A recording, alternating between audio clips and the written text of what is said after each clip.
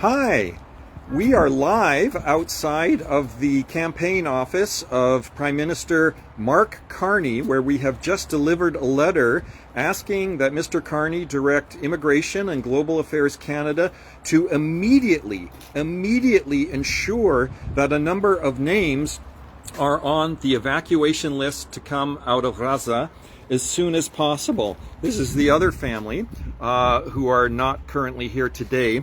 And the reason we're here is because the Gaza program has been a failure. They have failed to bring thousands and thousands of the loved ones of Canadian Palestinians to Canada. And this family was faced with the impossible choice. I'm going to speak right now with Asil, and I understand your sister. Why don't you come over here, Asil? Your sister is the one who was left behind. Is that correct? Can you tell me what happened? Yeah, unfortunately, my sister was left behind in Gaza and the kids were here. I remember the day when she called me and she got the email. She was so happy about it, thinking that all the family will be safe and go out of Gaza, but not yet when she realized that her name is not included in the email. The kids were included, the dad was included, but not her, just because a biometric thing that wasn't even required under the program. But because the dad had a biometric 10 years ago for like a visa that he applied for, then he was able to get out, but then she wasn't. And the thing is, like, the biometric thing is not a requirement under the Gaza program, so it's just misunderstanding the requirements and the policies, and now she's left behind in a horrible situation. Even the kids here, they're safe, but they're still not happy because their mom isn't with them. They're facing like a lot of mental challenges to pass this, and it's really hard and horrible for them too. What did you just do inside of the office of Mr. Carney? We gave them the letter with the petition with the 5,500 signatures, and they received it and they were like, we will look into this. I hope they look into that, and I hope they help this family and bring the mom here as soon as possible. Okay. Do you want to say anything about your mom? Yes. What would you say? I need my mom. You need your mom, eh? I agree with you. Let's ask here. What do you want to say? I need my mom. You need your mom too? Please, Mr. Carney, my children need their mother. I hope to help me as soon as possible, please. My wife not safe in Gaza. Also, my children really, the life for my children is not good now in Canada. Please help us. Okay. I miss my mom. Okay, well, hopefully your mom will come soon. Just going to transfer this over. Do you mind holding that for a second?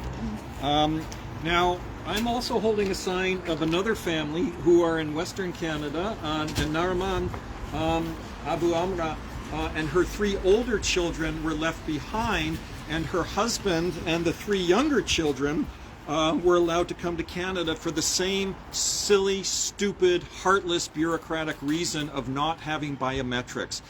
This program, when it was announced in December 2023, was an emergency program. It was originally only allowed to have 1,000 people apply. It was only because of community pressure that number was increased to 5,000. But ever since that time, over the last 18 months of what the International Court of Justice deems a genocide, what Amnesty International, Human Rights Watch, the United Nations, and many other organizations, including Israeli genocide scholars, have called a genocide, Canada has failed to meet the moment.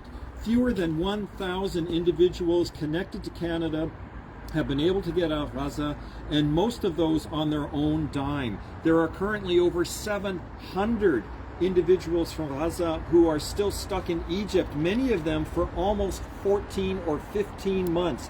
They have cleared everything. Why are they being held up?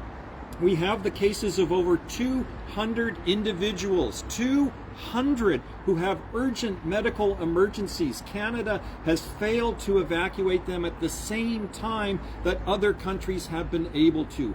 What is the holdup? Is it because of anti-Palestinian racism? We need the answers to these, but more importantly, we need all of the applications that have gone into the program to be immediately processed. Under the Ukraine program in the first year, over 130,000 individuals from Ukraine were processed and welcomed to Canada. We applaud that.